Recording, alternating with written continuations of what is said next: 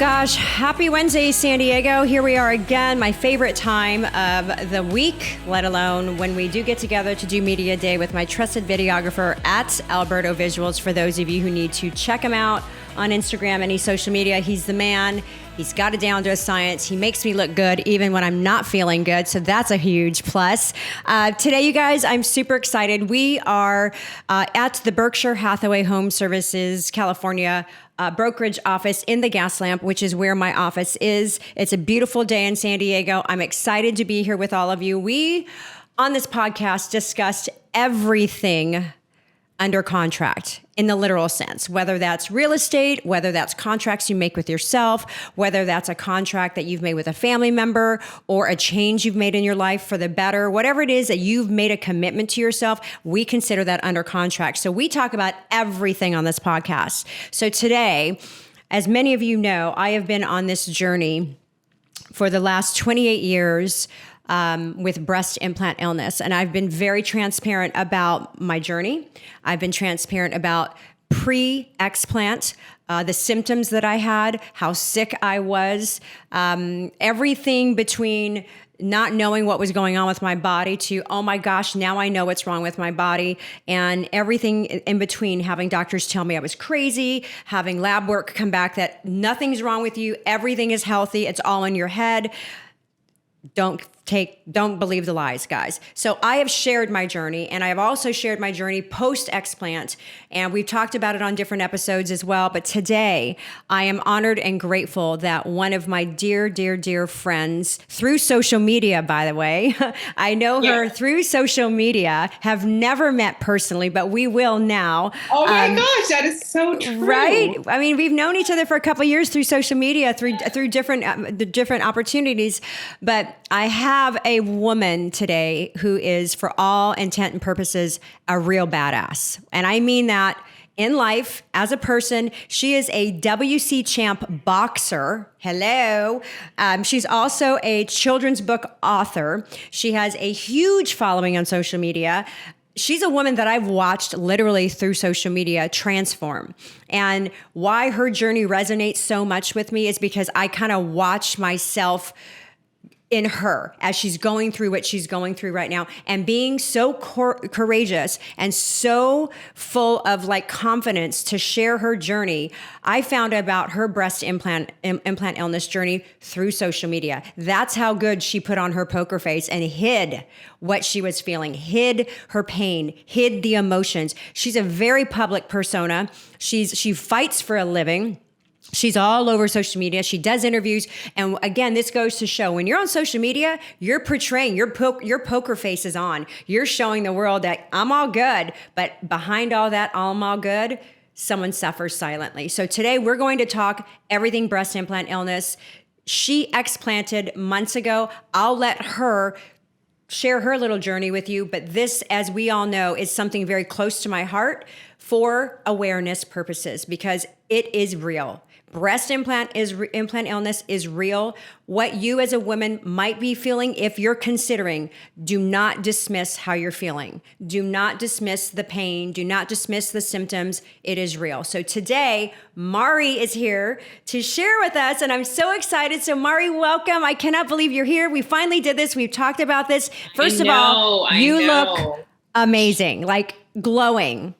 I put something together because I was training, and I'm going to go to another training after this. So that's why the life of a boxer, I mean, I wouldn't have put on even mascara or whatever, lip gloss, but because you have me here, thank you so much. Yes. I feel like a girl, I guess. I'm always sweating and I'm always just resting to go to my next training. Yeah. So it's nice to. And your sweatshirt does you no justice. Camera shy, really? You're far from it. I know. That's why I put it on. I was like, she's going to totally say something. So Everybody good. says that. Well, I mean, I've seen you transform. I literally have the evolution of Mari I've seen. Like you've had the long hair. I've seen you go through the metamorphosis. Again, it resonates with me because I watch your journey and I'm like, oh my gosh, I've been there. And I'm a year, literally this month, post-explant. And I know you recently did. So walk us through how did you know your breasts were making you sick. What made you decide to take that step? Because let me tell you something, that surgery is no joke. It is no joke. Walk us through your journey. Ask me any questions because I've been there and I'm still going through it. And for those that are out there maybe considering this or have gone through it, they need to hear about this. Mm-hmm. Yeah. I agree. First of all, the way I found out that it was my implants was I was out living in Palm Springs at that time. And I remember just always needing to rest. I needed to rest I didn't feel like myself. Everything that I did was in pain. I woke up in pain. I ran in pain. I boxed in pain, and everything was a fight. I always told my manager, I was like, I have a huge fight before fight night. Like my fight to get to the fight is my body not failing me and my body getting there with me that night. It was always something that was weird to me. I say weird because I got my implants in before I started boxing, but I got them in 6 months before I started boxing. So some people, like, it takes a while for your body to realize, it's under attack and then the symptoms to come out. So I started boxing and I was always, I noticed I was always sore, and I was like, well, I'm a boxer. I'm always training, so I'm always going to be sore. So it never did I think it was my implants, because when I got them in, they never said, hey, you may feel this way. If you do feel this way, it's your implants. But hopefully you're not one of those cases, which is, when I have some friends who have implants, they're like, well, I don't feel that way. I'm like, God bless you. Good that you don't feel that way. Because shoot, yeah, they were fine. I'm not against, what do you call it? Plastic surgery or anything like that. Nothing at all. If you want to do it, like, for you to feel a certain way, whatever, I'm for it. I'm for whatever it is, but I'm for also getting educated on what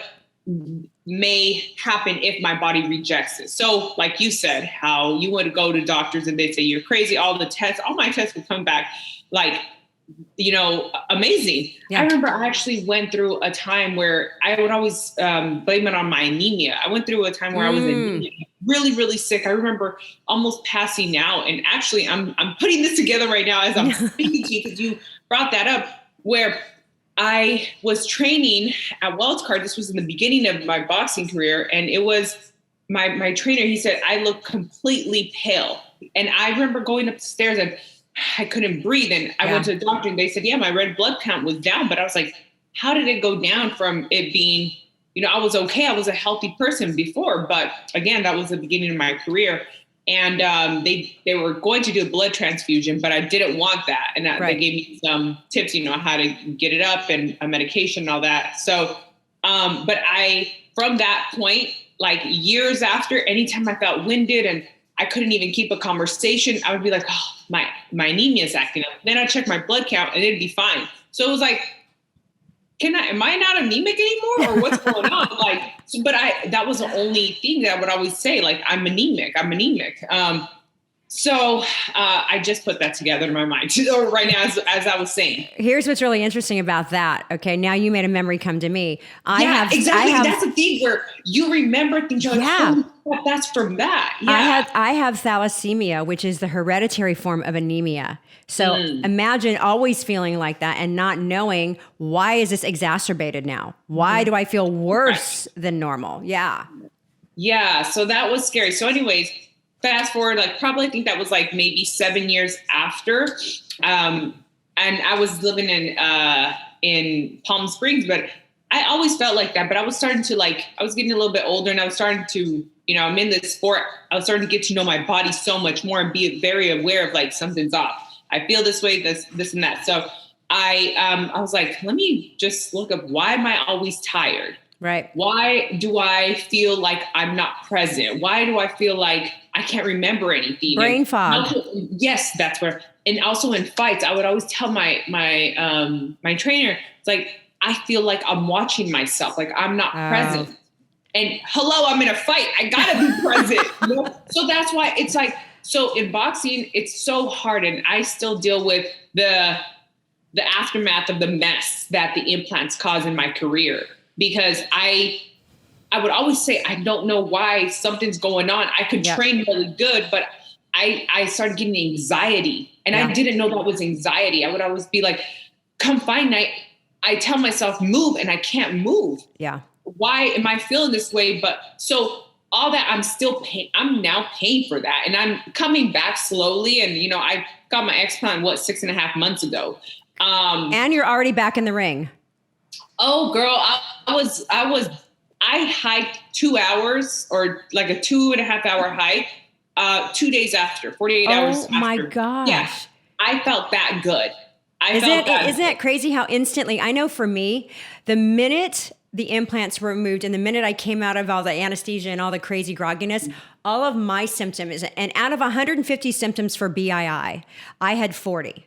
And the most common ones were my eyes were always burning and they were red. They were on fire, inflammation in my body, autoimmune markers, right? I had neurological issues. My skin was always broken out in some sort of random rash, whatever it was. I developed food sensitivities, food allergies, fragrances, chemicals, you name it. I could not, like, my whole body was one big allergen, right? Oh, so wow. I was like the boy in the bubble, right? Yeah. So I remember the minute I came to, and I looked in the mirror, because I did a before picture right before surgery, and then I did one right after. I did the same thing. All of the inflammation was gone. And I felt fantastic for the first 3 months post-surgery. Then detox kicked in. I think I'm in that phase right now. Detox kicked in. And I knew, and you know this, our bodies will have to detox on its own. However it does that. Now, there are things you can do to help facilitate that detox, which I did just because I wanted it done. But I knew from start to finish, it would be 1 year before this whole thing was done. My body would purge everything. But let me tell you something. From September until January of this year, my detox, Mari, was real. And I could not pray anymore to God. What were the symptoms of the detox? Oh, well, it's different with everybody, right? There's 3 different ways with BII that your body will detox. Because remember, and you said something very poignant, the doctors don't tell you that it could cause harm. They tell you, oh, you're going to be fine. And back then, mine were saline covered in silicone. Okay. But they said saline, you're fine, because our bodies are made up of saline. But the case is silicone. Exactly. The case is mine silicone. were like that too. And I went to go get, because I got them removed, and I got silicone at that time after it was right when the pandemic happened. Yeah. I went, and it was about almost the 11-year mark. And I was like, well, you have to get them changed every 10 years, So I was like, might as well do it now. Then, the world stopped. Right. We're not going to fight. Who knows where we're going to fight? So I went in and got it done July. March is when the world shut down, or somewhere around that. March, I got it done in July. I got the, them exchange, and I got silicone this time. Yeah. And I did it a little bit bigger. I was like, you know what? Why not? I'm going in. So I went in. Then right after that was when I started getting severe panic attacks. Yep. Crazy. And I was like, and then, okay, so right after that, I went in again because I didn't like something. I have problems. So I went in again, and he fixed something like 6 weeks after. So I went in again, and he gave me, what is it called? The contour or something? A lift? No, it wasn't a lift. I don't know what it's called. A cincher, but on the sides. Okay. So he did that again within 6 weeks. So I got 2 back-to-back surgeries in like 2 months, basically. So yeah. So that happened. And then I went back and had another surgery because I was already down. A month after, I got another surgery, my hernia. Oh, gosh. So I was like, I'm going to be out of boxing. Might as well do it all now. Do what you need to do. Yeah. Yeah. So I went back, I think it was a month after, and I got my hernia surgery. And yeah, so that was 1, 2, 3 surgeries that I had back to back. So I was just, I was exhausted, but right after that, like I just never felt the same when I got the silicone ones. Yeah. The silicone ones, they were just very, and I knew it. I was like, what the heck did I do to my body? Why didn't I just get them out when I went? Yep. Because I forgot, because you go through stages of you're okay. Yes. And you're down. And then now you start thinking, when you're down, you say, this may be it. What are you trying to do? Solve it. And then you have 3 good days. You're like, it wasn't that. Exactly. It was just me being a girl, and, something's going on. So that's how that's how 12, close to 12 years with implants, passes by, because you feel good. You don't feel good. You feel good. You blame it on something else. Life happens. So Yeah. It's the brain fog. That brain fog was one of the things that really hit me hard. Until this day, I still have a little bit of brain fog, But for me, I remember when I was going through the height of my detox from September to January, I broke out in severe dermatitis, eczema, my body, because remember with silicone implants, regardless if they're covered in silicone or they're filled with saline, silicone is still toxic. That's where all the heavy metals are. That's where all the toxins are. And that's permeating in your body for however long you have it. And imagine 28 years of having implants.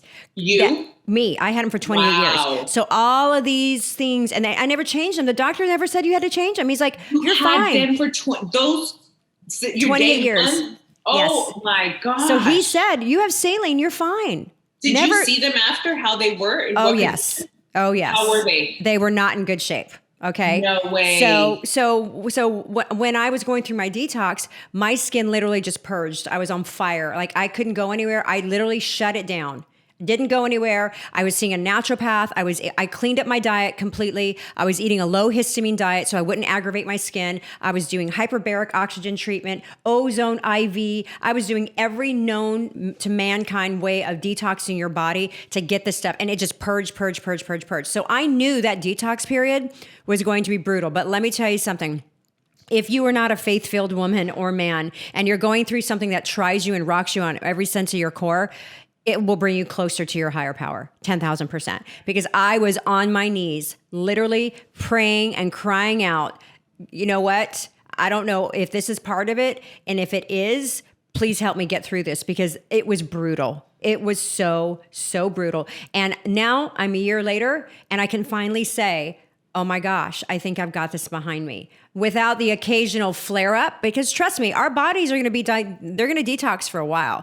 There are some women who are still detoxing 3 years later, right? So it's just depending on your body type, right? So tell me a little bit about, so when you finally knew like, oh my gosh, it's my breast implants. Well, that was, and I never even got to that part. That's a part because it's just so much. Yeah. I was out in Palm Springs and I remember seeing all the symptoms. I was like, it's my implants. But then again, I did this. That was one of my low parts of like my body just hurting and me saying enough. I need to either get out of boxing or I don't know, like my body, I feel like it's breaking down. I would always say, I don't think I'm going to be able to box after like, I was probably 20 some at that time. And it's like, I think early 30s is going to be the end because like my body I feel like it's breaking down. It's not going to hold up right now. I got them out, girl. I'm like, I can go to 50. I don't want to go to 50, but I feel so good. Yeah. And so I realized it was my implants and then 2 days went by and then I started feeling good again. I was like, cool. So that's how I forgot. I put it in the back of my mind. And then finally, like I got the implants last year, July. And then I got my surgery. I think I went did I go a whole year? I fought this last fight. Yeah, I did go a whole year. So I fought in September, then September, October. Then October, November, I don't know when it was. October, the ending of October, I believe, like 26th, I went in to get them done because I was having severe panic attacks. And at that point, I swear to you, it was like, I'm getting them out. Yeah. It wasn't even a thought like, no, I said, I'm getting these out. Yeah. It has to be this. Everything else in my life is okay. It's great. Yeah. I take care of my health. I make sure I eat well. I make sure I get my sleep. I never freaking feel rested. I can't have a conversation and be like, a normal conversation. And I would always be like, concentrate, Marty, concentrate on what they're saying. Because I'm going to forget their words that they're saying. And then I'm going to stand there and be like, what'd you tell me? Right. Disoriented. Yeah. Totally disoriented. Yeah. Yeah. So I was seriously going through, I had a psychiatrist, a psychologist. Oh. I was doing everything, trying to figure out what's wrong with me. Am I depressed? What's going on? Until I talked to my psychologist, my therapist, sorry. And I told her, I said, I know it's my implants. She said, are you sure? So I did this and that. And I was like, it's my implants. I know. And I'm going to call in doctor. And next time I talk to her, I told her, I was like, hopefully next week. And I went to Tijuana. I know a doctor out there that I trust. It's not like, hey, go anywhere, wherever it's at, go over there and find a doctor. No, I know this person for years. And I trust him. I trust him. So he was the only one that could get me in right away. I was in Seattle. I booked it while I was visiting my family. I said, hey, he did my implants, the silicone ones. I said, hey, I want to go to you because you just put these in. I want to go back to you because you just put these in. You know what you did in there. So I want you to get them out. He said, are you sure? So once you get them out, there's no going back, Right. He said, are you going to want to lift? And I chose not to get a lift. Okay. Because I was like, I'm still young where it's my skin. I know my skin can get, I did a lot of research on women who got a lift and who did not get a lift. And I made the decision, and it was a hard decision because I was like, all right, this is going to be scary because I need to be prepared once they're out. How it's going to look. And I saw a lot of people's stories like, be prepared when you see and be okay with it. You know, be okay with crying, however you need to feel. So it was a deep breath that I took and I was like, yeah, all right, no lift. And I don't want that scar. I don't want to deal with that scar. I still, hopefully God allows me to be a mother. I still want to, do that. And if I gain weight, I'll do a fat transfer, whatever the heck. I see women do that. And so I'm like, the best way to do a fat transfer is also if you have room. If you do a lift, everything's tight. So you don't have room. So the fat will get dissolved. So that's why I chose not to do a lift. But yeah, I went back to him. I think it was the day I called him to get him out. I was in his surgery room 5 days later. So he get me in right in because I said, I'm not feeling good. My body, my hand, I couldn't open like a water bottle. I couldn't open a water bottle. It was so, I had inflammation up the freaking hoo-ha. Isn't that unreal? Like my whole face was just blown, everything. And it's interesting because you brought up an interesting point because I interviewed, well, first of all, there's a whole Facebook group out there called Breast Implant Illness by Nicole, and it's members only. You have to be admitted into the group. And there's probably 500,000 women in this group. Okay. What? That's how I did my That's how I did my research. Wow. So there's a whole Facebook group. There's a whole community out there of just this. And on this Facebook page, they have resources to doctors who perform this, and they're all because they've been used before. So it's a good reference, right? So I interviewed 10 different surgeons and I only felt really good about one, and he was in Florida, and I went to see him, and he performs 80% of his procedures explants, and the rest are augmentations of some sort, very few implant surgeries now, right? And he asked me the same question. And I remember how emotional I was about making this decision. And that was, since I had the breast implants for 28 years and I didn't have any fat left, I couldn't do a fat transfer. So I had no choice but to do a lift, right? So when he explained to me removing the caps, removing the implant, and then the capsules that formed around it, because that's where all the toxins lived, he had to do 250 stitches per breast to recreate a breast, and he lifted it, right? I freaked out when I first saw them. I'm like, okay, what just happened, right? And and I don't know if your doctor told you this, but there's a term called fluffing. Yes. Your breasts fluff, right? Yeah. And I wake up every day and I'm like, girl, you're fluffing again, right? So they fluff every day, like they change every day into what they're supposed to be. And let me tell you, you said something else earlier as well. I feel so amazing. I don't know how I know how, because society governs and dictates a lot of what a woman should look like, a lot of what they should be doing versus, hey, this is who I am. Embrace who you are. And it's interesting now to see a lot of celebrities removing their breast implants, right? And as a result, they're also all affected by the chemicals that were in their body, allergic to food, allergic to fragrances, allergic to hair color. I mean, and so they're really going down like I did to the bare minimum. And I am so happy to see that they are embracing their natural essence of who they are, right? Listen, no judgment, because you know what? I did it. I lived it for 28 years. Injections, Botox, I did it all. Right? Coloring, everything. I did it all. But for those who do it, educate yourself. Educate yourself before you do it. Because I'm telling you, based on my story and based on your story, Mari, there's a lot going on out there. That's just it. On educating us, giving that option. I mean, who knows? Maybe at that time, not maybe, I'm sure I was young. I'm sure I would have been like, yeah, I still want them. You know, I did. But yes, yeah, I still want them.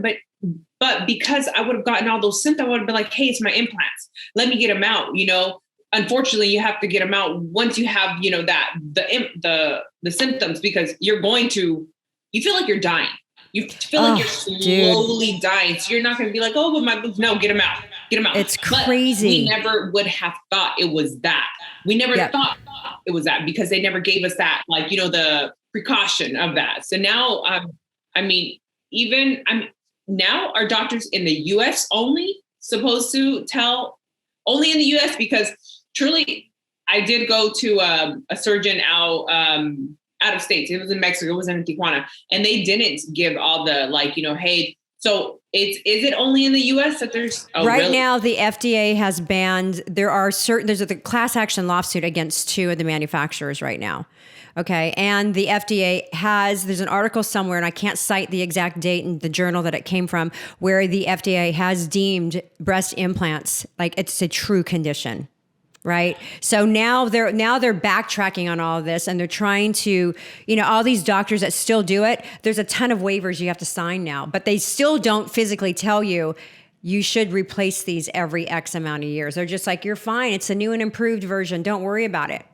Right. So there's a ton of law, you know, like class action lawsuits that are going on right now. But my thing is this. Women in general, and it pains me when I hear someone saying, oh yeah, I'm going to go get my breasts done. I'm not going to say anything, right? It's not my place to say it. All you can do is hope and pray that person makes the right decision for themselves, right? But it is eventually just a matter of time. Everyone has a shelf life.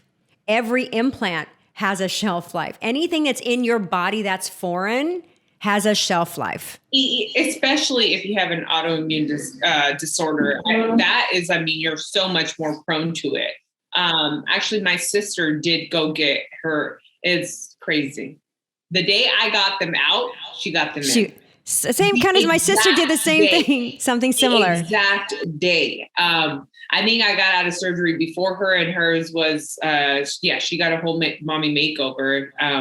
She had all her kids and everything like that. And I was like, great, go for it. But this is, if you start feeling these symptoms, I know you're probably you're going to be in denial. You're going to be like, hey, I just did this surgery, whatever it is, but just have in the back of your mind. Write it even down on a notepad. Be responsible. Write it down on a notepad. Be like, on this day, I felt this. And if you see it again, or if you feel some type of way again, write it down again. And then if you see a freaking, what do you call it? The constant reoccurrence of something happening. You know it's that. You can't deny facts at that time. It's interesting that you said that, because I booked my surgery. My sister had hers done a couple months or 6 months before I had mine removed. Her second set. And at that time, were you already sure that it was your implants? I already knew 10,000% without a doubt it was my implants. How long was it before, like, the day you said, it's my implants, I need to get them out, and you scheduled your surgery? Or how long was it? I was on a wait list for 6 months, so I had to wait 6 months. And that's why I'm sorry. That's why I was like, I need to go.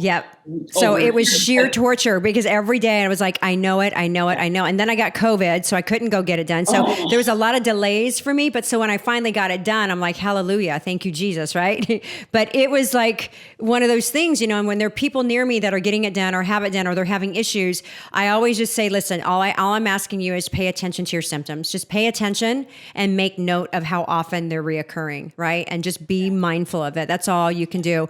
So I know we have to cut you. I know you have something else to do, but if there were any advice that you could give, you have such a great presence and you have such a following, and I know that you're on this journey to spread awareness as well. And you definitely have the platform for it. I mean, not only are you a powerful woman in your own mind and your own right, but you're a powerful woman in the sports world.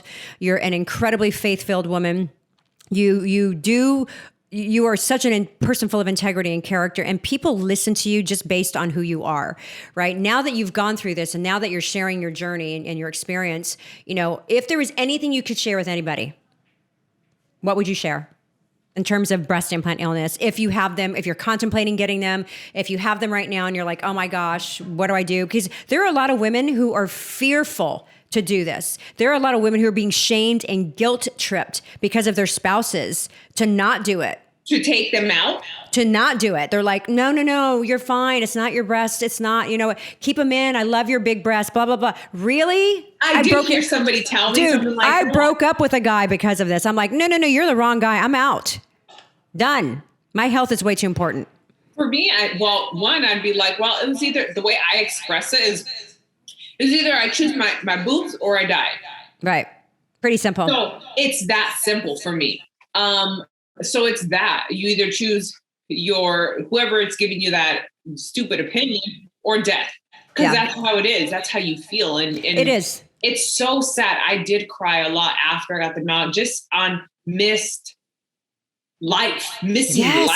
Yes. Missing life. Because I remember not wanting to hang out with anybody, and I would go do my thing, but I'd come home. A lot of people, I would post and everything like that. They call me the Great Houdini because I would go do it for a second, then I disappeared. 100%, because it was only, okay, I'm not going to, I know I'm going to be standing there in pain, and I know when they're talking to me, I need to pay close attention to what they're saying because I'll forget and they'll be like, what's wrong with her? Right. So I was always like, I was in shame and I was starting to get almost close to, I don't want to use the word depressed, but I was a therapist and everything like that. And I was like, something's wrong with me. I know that.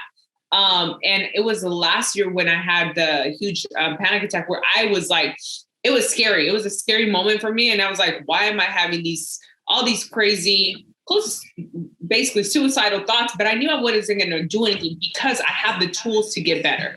Right. That's the difference. It's like everybody can have these thoughts, but we just like you work on your mental health, on your health and everything like that. There's days where I don't feel like going to work out, but I know, hey, put on your shoes, put on something cute, put on some lip gloss. These are the tools to get out the door and to not stay, in that darkness. Right. So it was scary. It was very scary, but like I said, I have the tools to get out of there. And right now I have it dark, but because of the light, I know, but that's always open. There's bright lights. It's all these things. But some days, I'm going through the detox phase. And this is a question that I do want to ask you on that, because did you deal with gut issues? That's a part where I woke up 2 nights ago and I woke up like in severe pain. And I'm like, what the heck? I look like I was 5 months pregnant, but with abs on top. So basically, and if you haven't done this yet, I see a naturopath and they've done every test on the planet on my body, like every lab, everything possible. Intestinal permeability, ANA, the MTHFR gene mutation, everything, just to rule out conditions that may have presented themselves through this process, right? So the one thing that came back for me, I tested very high for lead and mercury. Okay, so what kind of test? What is the name of the test that you asked for? You have to say, I want a heavy metals test. A heavy metals test? Okay. Test. And basically they'll do a strand of your hair, they'll take your urine and they'll take your blood sample and it will test for everything. So the highest for me, I'm sorry, not mercury, lead was 76%, camdium or camodium was 92%, and they're both toxic. So that's in my body right now. Wow. Right. So the thing, I'm going through a detox protocol. So my point is the detox is constant with your body. You're constantly detoxing, but a naturopath can get you on the right path because there are certain ways to do it gently and easily. But leaky gut was the marker across the board that I had issues with. And what happens when your gut is leaky, the intestinal wall has holes in it. So when you take in nutrients, the nutrients don't recirculate in a healthy way. They're getting into your bloodstream, and that includes all toxins. So anything that you're eating, anything that you're drinking that could possibly have some if you're drinking out of a plastic bottle, the BPA, that's toxic, right? So those toxins get into your blood system. They have to go somewhere. So when you take the implants out, all those metals that were circulating, that were being protected by that capsule, are now in your bloodstream, and they have to go somewhere. Where do they go? Your bile, your urine, your skin. So for me, my main detox was skin. So my skin purged it all. So leaky gut, absolutely 10,000% is huge with BII. Because why? Your body is taking in all that stuff, all the junk, and it's just seeping through. Your intestines aren't strong enough because your kidney and your liver, they're so overburdened that they're working overtime. Then your adrenals become an issue to work overtime, which for me, I had sleep disturbance, couldn't sleep, severe anxiety. My hormones were whacked, and I had leaky gut, all because of breast implant illness. But what worked for me was pure glutamine powder 3 times a day, like literally heaping teaspoons of it, oil of oregano, 3 times a day, 3 caps. I believe in all of that will cure everything. That is amazing. So leaky gut is very real with this. So what I'm hearing you say for anybody out there that's struggling with this, there's a way out. There's a way out. You choose health. Also, I mean, if you want to get them done, if you're like my sister, I said, hey, you had kids, you went through everything. If you want to get it done. Sure. Just know what you're up against, you know, educate yourself and educate yourself and be serious about that. You know, I think I don't even want to say be serious about that because all these symptoms, it's going to kick you out. You're going to be like, oh, get these out. These symptoms are no joke. Literally, you feel like you're slowly dying. So it's not like, oh, should I get, no, you're going to be like, get these out. Like, dang, you know, I gave it a try and hey, it didn't work out. If you want to get them done because you want to get them done for you, go ahead, but know that there's a risk there. There's consequences. Now that I feel like, you know, they have a shot at like getting them out earlier versus later, excuse me. Where we didn't know, it was, hey, this may be happening. So, right. I don't know. I'm pro-choice with whatever you want to do. It's just right. As long as you know the symptoms. The consequences. Yeah. Educating yourself is big. Absolutely. And just, you know, now that we both have gotten them out, we've gone through this whole process. I mean, don't you feel your life is just so much better? Your quality of life? Yes. When I say I feel like I missed out on life, I missed out on so many, like 10 years of life. Yeah. And I that's right now it's like, no, I want to freaking live. I want to go out and everything like that. But I pulled the Detox Space and it's hard. It is hard. It is so hard. So I'm just like constantly like, dang it, if it's not one thing or another, like, can I just live?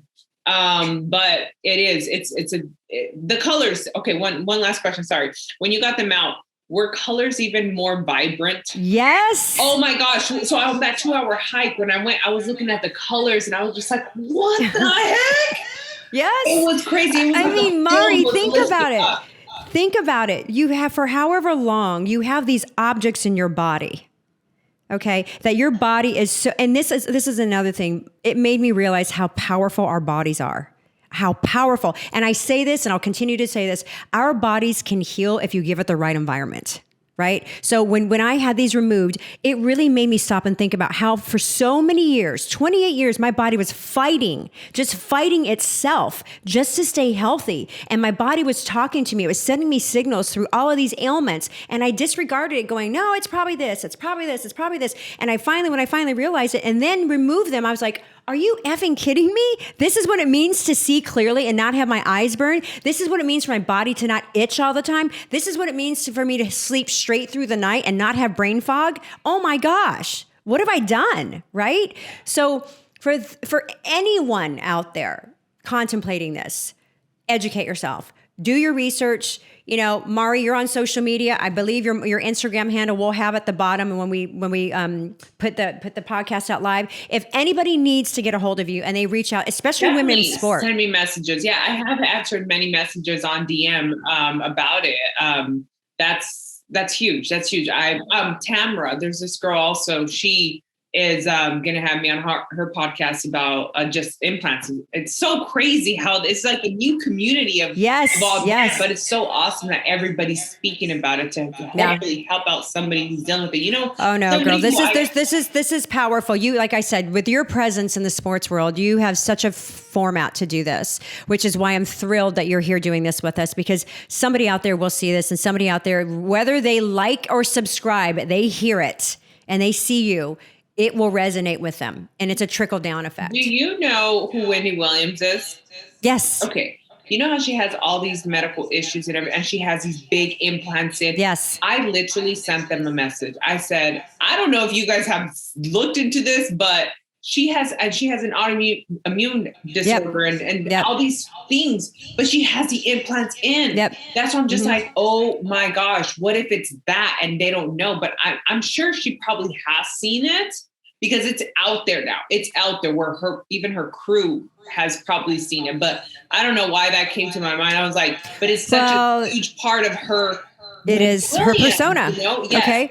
Therein lies a whole nother struggle as a woman. It's part of our identity. You know, it was, I mean, for me, 28 years. That's what I was. My weigh-ins. Right? Yes. Yeah. All of it. Right. Were the bathing suit with the boob popping out. So that's why when I told the guys, I went on a podcast with Ben and I was like, hey, I'm going to tell you guys this, you know, so be ready because a big thing literally is going to change. And they're like, what is it? And I said, well, I did this and I wanted to speak about it. So I wouldn't get stupid comments as, of course, what happened and all this stuff. Yeah. You know, this was, so that was very scary for me. Actually, that was scary. I lost literally 12 pounds when I had them removed. 12. Holy smokes. I can't tell you the last time I weighed 99 pounds. Oh my gosh. Yeah. But I'm so much happier. I'm so much healthier. You look so happy. You look so like you're glowing, you're radiant, your skin. I'm honored to have you on here. And I know when we have all of your social media down below, thank you. People will be reaching out to you. When we definitely send this out in this post, share it with everybody that you can. I will. I know you've got to go, but Mari, we're so excited and just grateful for you to take the time today. Your words are powerful. Your testimonial is powerful. You're a powerful woman. I know you've got much more fight left in you, especially now that you have this burden off of your chest, literally and figuratively. We are so excited to have Mari. I'm just so glad that we could spread the awareness to all of you out there. You know, again, if there are any of you, you know, women that are facing this dilemma, facing this struggle, facing this indecision, reach out to us. I'll have Mari's information down below. You'll have my information. DM us. There are resources for you. There is help for you. You are not alone. It really is, Mari, a choice of, do you want to live or do you want to die? It's really simple. So San Diego, as always, we love coming at you with interesting topics. Keep yourself under contract, whether it's mentally, physically, emotionally, financially, whatever your under contract is, do it for yourself. You only have one life to live. And we appreciate you, Mari. God bless you. Thank you so much. Thank you. All the power to you, love. I apologize because I was everywhere, but there's so much information that I always want to share that it's just like, yeah. Girl, so we could talk for hours on this. If you didn't have a timeline, we'd talk. I know. Thank you so much for having me on. God bless you, girl. And I can't wait to see you your next Likewise. fight. Yes. Thank you. Thank you. Peace out, San Diego.